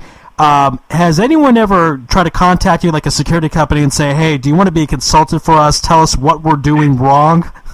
Yeah, it's actually funny about that. It's funny because I was thinking of doing that, going into that, and like helping them out and making some money. Because after the Cash Me If You Can guys did, you know. So I was thinking about that, and nobody consulted me. But actually, I don't know if you're familiar with Jeffrey Loria. He's the owner of the Marlins and like the owner of like that stadium. Oh yes. So actually. Yeah, I have his number. Like I got from one time. Like I snuck into like a club, and like I got his whatever the number was like in a book, whatever. So I took it down, and I called him, and I told him that I snuck into the Super Bowl. And he's like, "What is this, a joke? Like don't call me." And he hung up. But listen, if there's any like security people listening to this out there, I'm definitely down to work. You know, tell you guys what you're doing wrong, and they're like, I know I'm very, you know, it's like. I could really just like tell them how to fix Dolphin Stadium that like nobody would be able to sneak in. Too big to exit, you know what I'm saying? Like you just a lot of work needs to be there. You know, it's funny because the first guest I had on this program was Aaron Cohen, who was in charge of a security company. So maybe I should patch you two up because that's that's certainly something. Yeah. Now you have some great pictures here of the stadium and. Actually, let me ask you about the game because you had a great vantage view on it. Were you shocked that the Saints won, especially the way they did? Wow, yeah, and yeah. Also, I mean, you talk about a great game, also. And listen, I always knew. I always had a feeling I was going for the Saints the whole way through. And I don't know, for the first half, they really didn't play so well, and then they totally pulled it together in the second half with the surprise onside kick. And it was a great game. You know, great story in New Orleans. Porter got that pick six. I saw it perfectly from the 45-yard line, and it was great. You know, it was just great to be like rejoicing with those New Orleans fans because I sat like in like the New Orleans section, and usually like at Super Bowls like it doesn't really get so loud. Like just from what I've heard, but like people were saying that like that was like the loudest they've ever heard the Super Bowl because like just from all the emotion and like there's so many New Orleans like diehards out there, you know. And of course. A few years after the aftermath of Hurricane Katrina, they certainly played a part in that as well. Now, I'm looking at the picture, Yoni, with Brandon Jacobs. How did you go up to Brandon and schmooze with him and then able to get a picture? Because a lot of times these athletes will run away if someone wants to get a picture of them. So tell us. Dude, if you think Brandon Jacobs hard, try talking with Michael Jordan, Lawrence Taylor. You don't understand. You don't. Like I've spoken to with so many famous athletes before. That was just routine for me. Like I think like at that Pro Bowl, like I snuck into Scottie Pippen's suite, and like Scottie Pippen's like, "How'd you get in here, son?" I'm like, "Scottie, I snuck in, man." And he was just like, he had a good laugh about it. And like I met Scott. I really met a bunch of famous people. You just have to, you know what I'm saying? You can't suck up to these players. Like you got to just like talk to them like they're normal people. And like they'll respect that, because they don't like these players that like beg for autographs and beg for photos. But if you just like talk to them casually, you know, and then afterwards be like, "Oh, by the way, like can we snap a photo together?" They'll be cool with it, you know. So you just go to Brad and say, "Hey, Brandon, good game right now, right?" Or something like that, kind of just. Yeah, no, I'm just like, no. I actually asked him if he was into the Who. And that's how it started out. Brandon Jacobs does not like the Who. That's not his style of music. So. And I like the idea where you talk about having confidence, and that's 90% of the key. Because actually, the way we met at Hagove, you just came in, we're doing a broadcast, and just sat down and just did the broadcast with us. You actually kind of snuck in on our broadcast. That's how we met. Yeah.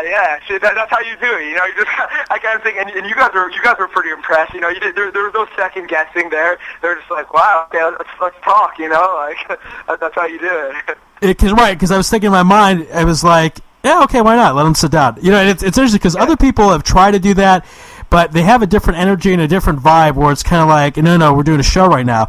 But you were able to do it in very calmly, casually, and then next thing you know, you were on the radio. So that was pretty impressive. Yeah. So yeah, a lot of things like it's more of just like see like a lot of my friends didn't really get how to do like how I sneak, but then like they came to games with me and they watched me do it, and then they're like, oh, now we understand. You know, it's more like a seeing it to believe it type of thing. You know, but one thing I will say, I was just in New York this past week. New York security is very good. I'll give them props on that.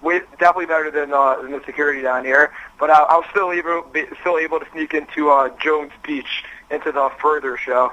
You know, are you aware of Further? They're like Grateful Dead. Oh, right. About Gary Garcia, yeah. Oh, so we get that. Nice. Hey, if you can make it there, you can make it anywhere. I'm sure it comes to the game of sneaking in. So, yeah, so I'm gonna be there next year. So yeah, there's gonna be lots of Giants, Knicks, Madison Square Garden. Yeah, there's gonna be a lot of challenges that I'll be able to do. You know. Yoni, one last question before we let you go. Are you ever concerned with sneaking in, and I'm sure it's somewhere in the back of your mind, that if you get caught that you'll maybe pay a fine or go to jail for a few days, something like that? Does that cross your mind, and if so, how do you conquer that? That's a very popular question that I get, and there's two answers. Well, number one is I don't think about that, because it's all about like you have to know, like if you start doubting yourself, like, oh, maybe I'll get in, then like that's it. You know, you have to know that you're gonna get in. But I'm saying, but in the back of my mind, I always know there's a way out, because basically if somebody would have called me for the Super Bowl, I'm also a very good actor. I was just gonna break down in tears and be like, oh my God, I just bought a fake Super Bowl ticket. I just spent $900 on this. I'm gonna kill myself, like all that kind of stuff. And you could just like pretend that you could play it back, and I'd just be like, well, I bought this ticket from a scalper, so I wouldn't have gotten in trouble for that. And for other sneaks, you can play stupid. You could be like, oh, I was just looking for the bathroom. Like you gotta feel out the situation, you know. Like and thank God, like whatever. Thank God, I don't want to jinx anything, but I've never gotten caught or in trouble for any of the sneaks. So yeah, that's very impressive, because you've had a pretty good sneaking career. So yeah, I'll go up to that. I'm sneaking a perfect game, I guess you could say. Well, continued success in the sneaking game, and thanks so much for being on Louis Live. Everyone, if you get a chance, if you're friends with Yoni on Facebook, check out his photo album, Snuck Into Super Bowl 44. It's really good stuff. Yoni Skurwitz, thanks so much for being on Louis Live tonight. No problem, Ari. It was a pleasure speaking with you, and we'll keep in touch, all right? Good luck with everything out there. Thank you, man. You too. Good luck with your studies, and appreciate the time. Have a good one out there. Be good. All right, that was Yoni Skurwitz here on Louis Live. We're going to take a commercial break. When we come back, Joe Robbins after this. Offering the best of Israel at the best price, Shalom Israel Tours can help you make your next trip to Israel the adventure of a lifetime. Shalom Israel Tours will customize the trip to Israel for your family or group. Specializing in bar mitzvah packages, outdoor adventure vacations, wine tours, and more, Shalom Israel Tours is sure to inspire. So whether you're looking for a customized trip, a day tour, or a car rental, Shalom Israel Tours is here to help. Email us at inspire@shalomisraeltours.com or click the banner on the Israel Sports Radio homepage, and soon you will find yourself in Israel. That's Shalom Israel Tours, www.shalomisraeltours.com. Are you ready to get serious about your health and fitness? iFit trainers provide one-on-one personal training and put together the best fitness program to get the right results for you. Find your I in fit. We offer certified personal trainers with elite athletic experience and flexible hours at the convenience of your own home. Classes are offered in English and in Hebrew. We serve Jerusalem and the surrounding areas. For more information and to schedule your first workout session, call Alyssa at 054-759-7280 or email Alyssa, ELISSA, at i-fit.co.il. Visit us at www.i-fit.co.il or click on the iFit banner on the Israel Sports Radio homepage. Feeling overwhelmed with all you have to do? Let your personal shopper help. Connie is an experienced gift shopper and can help free up your day. Connie can assist you in finding the perfect gift for your upcoming simchas or pick up those light items at the grocery. And don't forget, if you are in the area of the Israel Center on Karen HaYesod, stop by on Monday or Tuesday between 8:30 a.m. and 12:30 p.m. to check out all the great gifts Connie has to offer. For more information, call 02-654-2155 or email Connie at netvision.net.il. Don't forget to check out her great website at www.conniesgifts.com. Israel Sports Dynamics specializes in football consulting, equipment, uniforms, and more. Great brands such as Nike, Russell Athletics, Schutt Sports Products, and many more. Just one call away. With over 30 years coaching experience with university and professional athletes, Terry Hill, owner of ISD, can advise you for all your sports needs. Call 054-581-3248. That's 054-581-3248 or visit our website at www.isdisrael.com. If that's not easy enough, click on the ISD banner on the Israel Sports Radio website and be part of the game. Offering the best of Israel at the best price, Shalom Israel Tours can help you make your next trip to Israel the adventure of a lifetime. Shalom Israel Tours will customize the trip to Israel for your family or group. Specializing in bar mitzvah packages, outdoor adventure vacations, wine tours, and more, Shalom Israel Tours is sure to inspire. So whether you're looking for a customized trip, a day tour, or a car rental, Shalom Israel Tours is here to help. Email us at inspire@shalomisraeltours.com or click the banner on the Israel Sports Radio homepage, and soon you will find yourself in Israel. That's Shalom Israel Tours, www.shalomisraeltours.com. Are you ready to get serious about your health and fitness? iFit trainers provide one-on-one personal training and put together the best fitness program to get the right results for you. Find your I in fit. We offer certified personal trainers with elite athletic experience and flexible hours at the convenience of your own home. Classes are offered in English and in Hebrew. We serve Jerusalem and the surrounding areas. For more information and to schedule your first workout session, call Alyssa at 054-759-7280 or email Alyssa, ELISSA, at i-fit.co.il. Visit us at www.i-fit.co.il or click on the iFit banner on the Israel Sports Radio homepage. Feeling overwhelmed with all you have to do? Let your personal shopper help. Connie is an experienced gift shopper and can help free up your day. Hani can assist you in finding the perfect gift for your upcoming simchas or pick up those light items at the grocery. And don't forget, if you are in the area of the Israel Center on Karen HaYesod, stop by on Monday or Tuesday between 8:30 a.m. and 12:30 p.m. to check out all the great gifts Hani has to offer. For more information, call 02-654-2155 or email hani@netvision.net.il. Don't forget to check out her great website at www.hanisgifts.com. Israel Sports Dynamics specializes in football consulting, equipment, uniforms, and more. Great brands such as Nike, Russell Athletics, Shutt Sports Products, and many more. Just one call away. With over 30 years coaching experience with university and professional athletes, Terry Hill, owner of ISD, can advise you for all your sports needs. Call 054-581-3248. That's 054-581-3248, or visit our website at www.isdisrael.com. If that's not easy enough, click on the ISD banner on the Israel Sports Radio website and be part of the game. All right, we're back here on Louis Live, and our next guest is a frequent contributor to the Jerusalem Post and is our American correspondent, Joe Robbins. Joe, how you doing today? I'm good, thanks, Ari. Thanks for having me on. Absolutely, it's our pleasure. A lot of stuff to talk about in the wide world of sports. Let's first get to the NFL lockout. Thank God that's all taken care of. A 10-year deal between both the owners and the players. Owners get 53% of the revenue. There's a cap on salaries and a cap on rookies. Do you think the players got anything good out of this deal?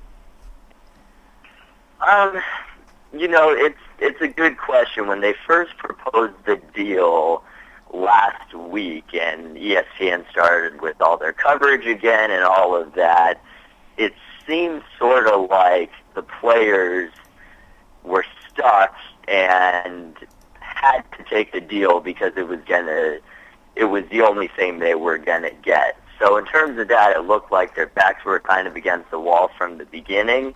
But then when you read some of the stuff that started to come out, the different settlements that all got taken care of, an extra $1 billion for the retired players, for medical funds, I think to some extent they had to take the deal, but I do think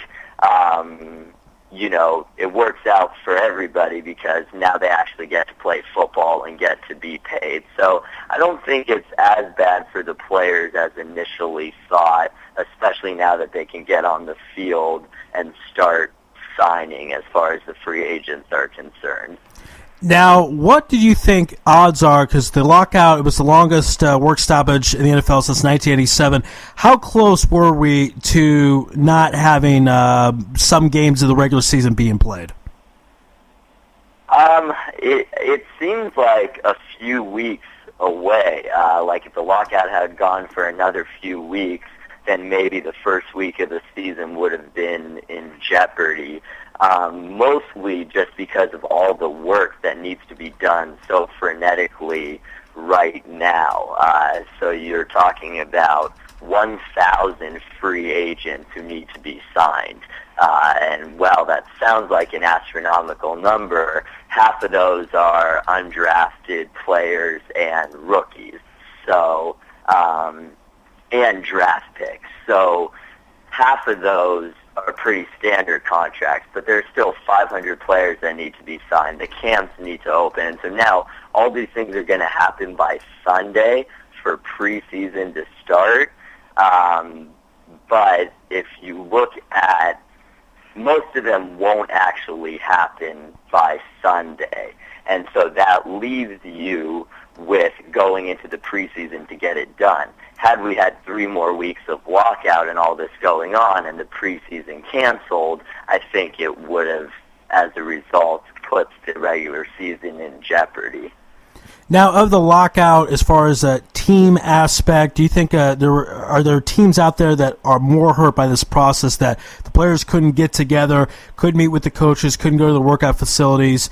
Do you look at a team and say, hey, they have more of a disadvantage than the other teams? And do you look at a team and say, hey, they kind of practice anyway on a different field, and they're going to have a big advantage coming up this season?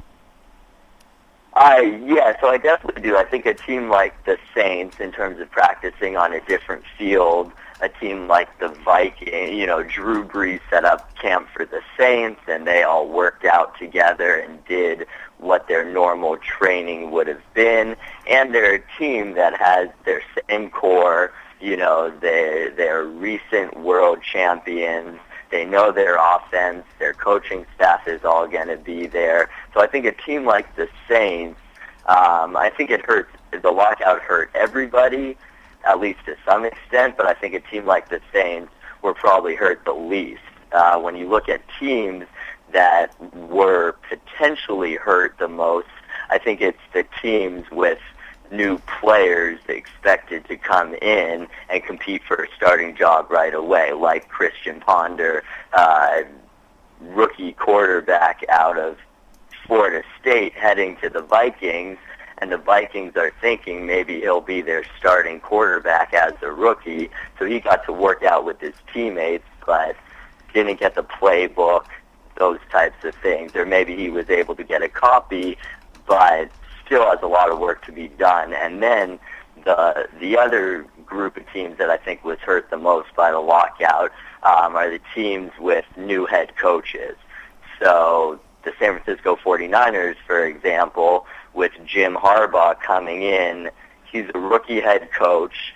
The quarterback, Alex Smith, isn't signed yet. He probably will be. Colin Kaepernick is there as a rookie. So you've got all this turnover and no meetings yet, and now you have the next 3 days essentially to get it all worked out before preseason starts. So I think that's the biggest hit for teams. Now, so that might be a team we would look out for as far as taking all the Saints, because last year they were a field goal away from being the number one seed. The year before, of course, they won the Super Bowl, and they all stuck together. If you're interested in betting, which that's not something I do or tell people to do, but Saints might be a team to look out for. Sticking with the NFL, rumors out of Philadelphia, out of Eagles land. Brett Favre is going to be 42 years old in a few months, might come on the squad and be Michael Vick's backup. What do you think are the realistic chances of that happening? It would surprise me, just because I think if Favre is going to play and go through that again, I think he would do it for a starting job, and I think any chance of getting himself a starting job after the way things ended up in Minnesota are gone. So it would be hard for me to see the greatest statistical quarterback in NFL history come back as a backup even at this age. And it's not one of those situations where, the 49ers signed Trent Dilfer for the last year of his career as a quarterback to help Alex Smith, knowing that Dilfer would never take the field. And he knew that, and it was really just to be a mentor. Brett Favre isn't going to be a mentor to Michael Vick. Michael Vick doesn't need it, and even if he did, they're completely different styles of play, obviously. So I would be surprised if Favre did sign that deal, but the Eagles definitely will need to find a backup for Vick, as it sounds like, barring a team giving up half of their squad to get Kevin Cobb, he's signed, sealed, and delivered, heading to the Arizona Cardinals to take over as their starting quarterback. Oh, that's great news, man, because we need a quarterback of the Cardinals. I don't even know who it was last year, some third-string guy after all the Matt Leinart situation. And Larry Fitzgerald still caught over 80 balls, so if he has Kevin Cobb, I think the division's a lock, because Seattle won last year at 7-9 record, so I'm happy about that. Now, with the NFL, one last NFL question. I mentioned this at the top of the program. I thought that the Bengals management was being very childish and childlike by not trading Carson Palmer, because they could get some draft picks, but it's many times a situation of principle. Or is this a situation of bluffing to get Carson Palmer back? We know a few years ago Chad Ochocinco demanded a trade. They were able to convince him to stay. Is there any chance Carson Palmer can come back to the Bengals after saying he did not want to play another down in Cincinnati?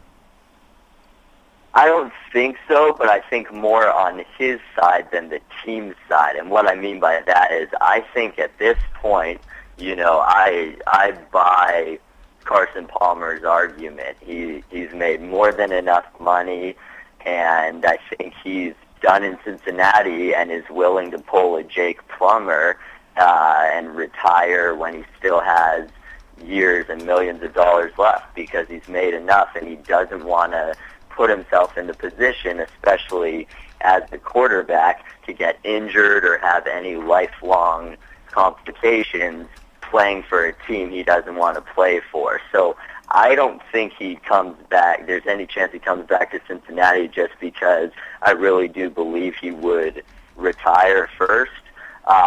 So I think the Bengals right now I do think they're bluffing, trying to get him to come back. I don't think that it's going to work. And I think if they don't end up trading him, then it's unfortunate for them because, like you said, they can get at least a couple of good draft picks for him. And I think it's also unfortunate because he has the chance to turn his career around somewhere else. He hasn't been bad for the Bengals, but he hasn't been his all-pro level for a few seasons. So I think if he could go somewhere else, it'd be better for the league and for the team and for him. But yeah, Bengals are saying, like you said, that they're not trading him. So hopefully that's not where it stands, and that doesn't end up being the final word. Yeah, Carson's argument that Bengals are just simply a losing franchise. They've had 2 winning seasons in the past 20 years. He doesn't want to lose anymore. So I have a feeling, I agree with you, that Carson is going to stand pat with his decision and not come back. It's certainly, from a football fan's perspective, that's unfortunate. All right, Joe, let's now go to boxing, the sport that you and I both love. Great fight on Saturday night. Amir Khan gets a 5th-round victory over Zab Judah. And before we get to Khan, I want to go to Judah. In my opinion, in the last 10 to 15 years, I would think that Zab Judah has wasted more talent than any other boxer. When you look at the quality of competition he's faced, he actually knocked down Floyd Mayweather. If you look at the video, Mayweather's glove touched the canvas. He was winning 3 of the first 4 rounds and then ran out of gas. Was in there against Kasazu and then did the funky chicken dance when he was counted out by Jay Nady. So has there been a boxer besides Zab Judah that has wasted more talent than him? I don't think so. I think that's a great call, and I have to agree with you. Yeah, I mean, because you look at some guys who call it bad luck, lack of marketability, whatever it is, they don't get the chance and they don't get the spotlight. Judah was the king. He had the spotlight. He was fighting all the best fighters in the world, as you mentioned. He fought Cotto, Mayweather, all the big names that people who don't follow boxing know, and as a result, they knew his name, and then he took the time off, and he fought a string of, unworthy opponents to get himself back in it, and all these different things. And so now, at this point, he's coming to the end of his career, and after that fight Saturday night where he really did just get dominated by Khan, I mean, obviously it was a knockout in the 5th round, but Khan had won every round and was going to win the fight and could have just hung back and switched into a defensive stance, but went for the blood and got the knockout. Judah's coming to the end of his career, and now his record is 41-7, and a lot of those wins are against people he shouldn't have been fighting, and some of the losses are against people he should have been fighting, but he shouldn't have lost to. So, yeah, kind of unfortunate from a fan's perspective. Right. I would say it's, at the end of the day, a sad career and could have made a ton of money. and it's hard to pinpoint when exactly went south. Probably after the Kasazu fight because he lost in the second round and behaved so poorly afterwards. Let's go to Amir Khan because we discussed the last time you were on the program. The heavyweight division is a mess. So we have two boring guys that are champions. Their English is not that good. They're brothers, so they can't fight each other, so it's a mess there. Probably we're going to have to go south of 150, 160 to find a pound-for-pound fighter. Amir Khan, is that the guy we can go to and look to him as the next pound-for-pound king? I think so. I mean, he's already top 10 pound for pound in the world and has been. The only thing that people say, sort of a knock against Khan, is that he hasn't fought the big names. But having said that, he's 24 years old. Right. He's got a 26-1 record. The one loss was, an aberration, definitely, when he was knocked out first round TKO. That I don't think is something we'll see ever again in his career. So the fact that he's 24 and this good, there was the report someone was saying, is he the next Pacquiao? And I think it's too early to say, but I also think he's 24 years old. He definitely can get to that stage. And I saw an interesting quote from his promoter after the fight, and he said, I call him the undisputed king at 140 pounds because Timothy Bradley, the champ, won't agree to fight him. So they'll find him someone to fight, and he'll keep winning the bouts and moving up. But yeah, I definitely think he is on his way to becoming a superstar. And I think good evidence of that also is after he had that embarrassing first-round knockout, it didn't put him back at all. And he spars with Manny Pacquiao when Pacquiao's preparing for fights. Freddie Roach is his trainer also, so he's aligned himself with all the top people in the business. Now he just has to keep doing what he's doing. But I think this fight against Zab Judah, well-known, albeit disappointing fighter, on HBO, primetime event. Because it was HBO, a lot more people were able to see it than if it had just been a regular pay-per-view and people wouldn't have paid for it. So I think that's, those are all great things that all things that point to Amir Khan's future being great if he can keep doing what he's doing. Let me ask you kind of a weird question because we are in Israel, and I wanted to bring this up because it was brought up when Amir Khan fought Dmitry Salita that Amir Khan's a Muslim faith, and we haven't had a real prominent Muslim boxer that discussed his faith since Muhammad Ali. I know Bernard Hopkins is technically Muslim, but it doesn't come out that much. Would that affect him on the world stage, negatively or positively, and endorsements that he is a Muslim? And again, like I said, we haven't had really a Muslim star since Muhammad Ali. Yeah, great question. I do think that it will a little bit. So just going back to the Pacquiao comparison, Pac-Man is revered almost like a god in the Philippines. Everybody, he is the nation's hero. Now he's a senator, obviously, but just from the fan perspective, he is the Philippines. Amir Khan has said openly that although he's from Manchester City, born and raised in England, there are people in England who would want to see him lose because he's not like Ricky Hatton or one of the other white British fighters who have worn the British crown and repped it for all of those years. And so I think it would hurt him a little in terms of marketability because he doesn't talk trash. Right. He's a nice guy.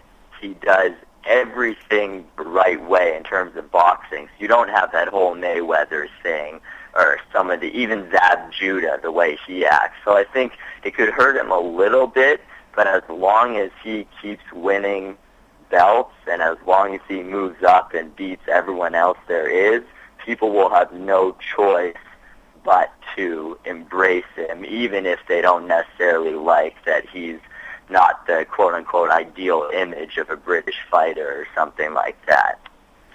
All right, and one last question before I let you go. Kind of a general question, but it is summertime, and I want to know, for all the fans out there, what fights can we look forward to coming up in the sport of boxing? I think the biggest thing, I think, since we're still all holding out hope for Pacquiao, Mayweather, right, is each of their next fights.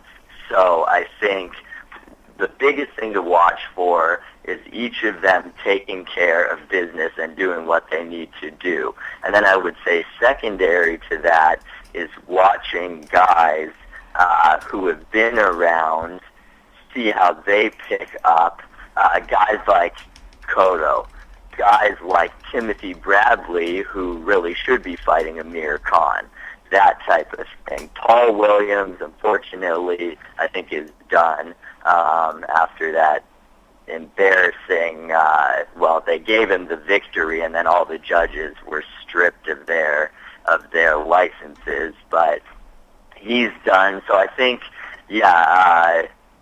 Mayweather's next fight is the big one to watch. And if he takes that down, unless he retires, he's going to have to finally answer the Pacquiao question. I'll tell you, Joe, actually, you know what? Let's ask you one more last question. It escaped my mind. Great point. Going to the Williams fight. What happened with the referees? Are they assuming mafia ties, bribery? Because we've seen it before with the Lewis Holyfield fight, and there were some suspicious things with Don King. But even then, that was a draw. One judge got that right. Rarely have I seen all three judges get it wrong so badly. Is there an investigation? Are they trying to figure out what happened with that fight? Yeah, so the latest I heard was there is an investigation right now. Officially, they're suspended while they do the investigation. I haven't heard anything other than that. You know, all the talk about was how terrible of a decision it was, but it seemed like they were all just watching a different fight.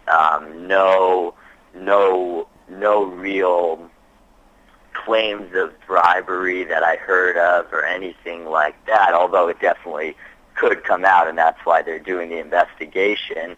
But yeah, it almost seemed to me when I watched the replay of the fight the next day and read their scorecards and their decisions, it almost seemed to me like, as ridiculous as this is, Williams was the much bigger man, so he should have been dominating, and they gave him the fight because he did just enough, which is clearly not how it is supposed to go, and Williams definitely did not win the fight. Definitely a head-scratcher, and we'll see if they ever judge again and what the investigation finds. But yeah, definitely a black eye for the sport of boxing, and I think it will end up being maybe not the end of his career after that fight because he won it, but I think Williams should hang up the gloves pretty quickly. He's been beaten soundly recently, so we'll have to see. All right, man. Great stuff as always, Joe. We always appreciate it. Joe Robbins, everyone on Lewis Live. Thanks so much for being on tonight. All right, thanks, Ari. Always a pleasure. Have a good one. You too, man. Appreciate it. That was Joe Robbins, everyone, frequent contributor to the Jerusalem Post, knows his boxing. And there's been some bad decisions in the past. Actually, George Foreman's last fight against Shannon Briggs was up there, one of the worst decisions. Obviously, I mentioned Lewis Holyfield. Holyfield was involved in another bad decision to his favor, and that was against John Ruiz. That was one of the worst decisions I've ever seen as well. So it does happen in boxing. Sometimes you have motivation involved. They want this fighter to win to fight someone else. Sometimes bribery. Sometimes they want to set up for a rematch. All types of different motivation. Sometimes it's they're bad judges. That can happen as well. But there's something very suspicious about that Williams fight because all three judges got it so badly wrong. That's our show this evening. We want to thank our guest, Dina Penner. The Dina Penner Show every Tuesday from 12 to 2:12, depending on when Mimi shows up. I'm just kidding, Mimi. We love you here. Obviously got to thank our man, Yoni Sersiewicz, the Sneak King. Snuck into Super Bowl 44. It's got pictures to prove it. And, of course, Joe Robbins, our American correspondent. Big show tomorrow. We're going to have Paul Shipman discuss some hockey. Thursday, even a bigger show than that. Jam-packed guest. I'm going to announce it tomorrow. We're going to have 4 huge guests. It's going to be a ton of fun. It's all right. God bless, and good night.